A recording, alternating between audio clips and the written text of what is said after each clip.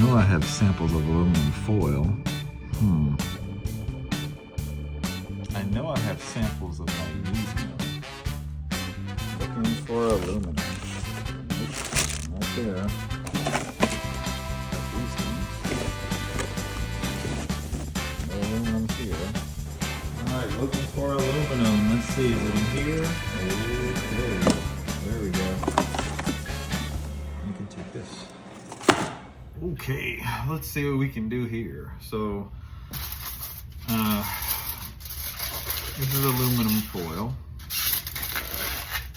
And, well, I mean, this is the aluminum foil you would find in your kitchen. And, that's pretty cool. You can just tear it off like a piece of paper. But being on the periodic table, not too far from each other, that's element 13.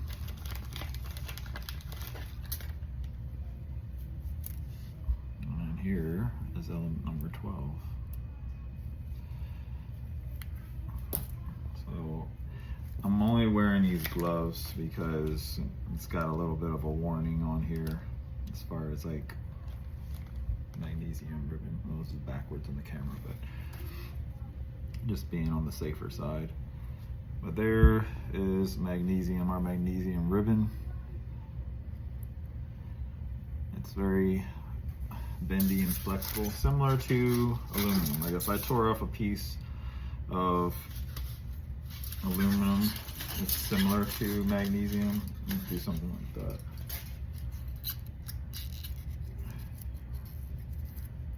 That's pretty cool. So if we held them up next to each other, magnesium, and then there's aluminum. So the next thing I want to do is we're going to take it to the science lab and we're going to do a little bit of a Bunsen burner test.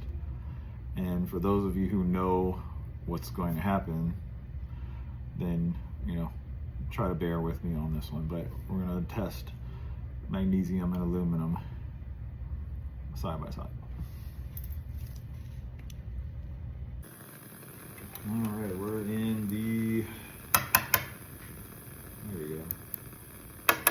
We're gonna give aluminum and magnesium a little run.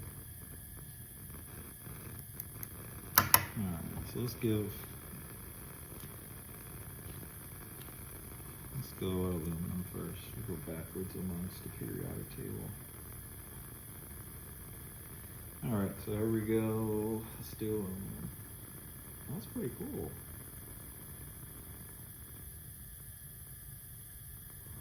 Yeah.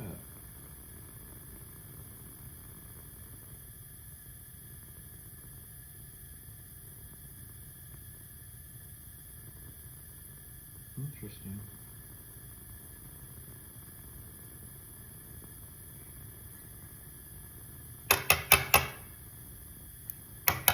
All right. Now we're going back in the periodic table to element number 12. There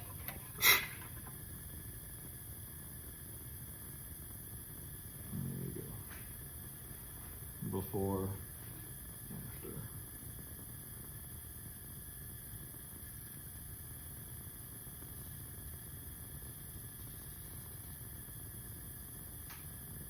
Look at this side.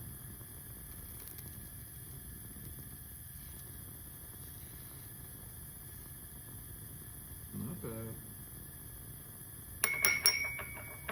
Clean it off.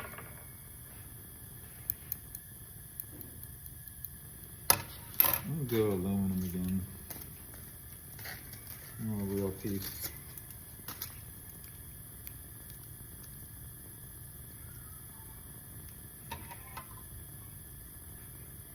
Let's go. Look at that baby. It's mostly melting. It doesn't do anything like magnesium.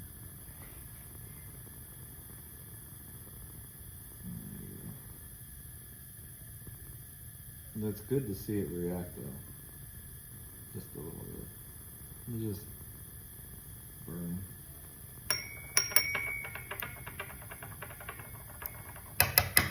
All right, good stuff.